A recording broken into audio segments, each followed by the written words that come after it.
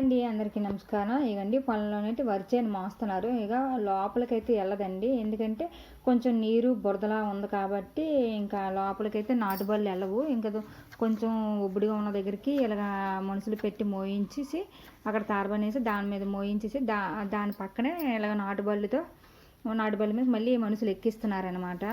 ఎందుకంటే లోపల వరకు వెళ్ళదనమాట బండి, నీరులాగా ఉంది బురద, అందులోకి బండి కూరుకుపోతుంది, అందుకు వాళ్ళకి వెళ్ళట్లేదు. ఇటువైపు అయితే ఇగోండి 2 దిక్కులుగా పెడుతున్నారు, అక్కడ ఒకటి ఇక్కడ ఒకటి. ఇగో అలా మనుషులు నాటు బండికి ఎక్కించి ఇంటికి తీసుకెళ్తున్నాము. ఇంటి దగ్గరే వరిచేను ఆట ఆడిస్తారనమాట. దాన్ని మట్టించి అంటారు కదండి, ఆ మట్టించి చేస్తాం మేము.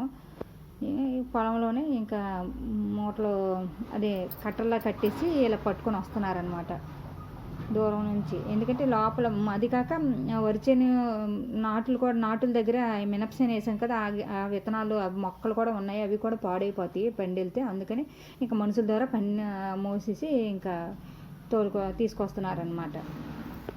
చాలా బాగుంటుందండి, చాలా మందితో కూడిన పని అన్నమాట ఇదైతే. బాయ్ అండి, మళ్ళీ కలుద్దాం.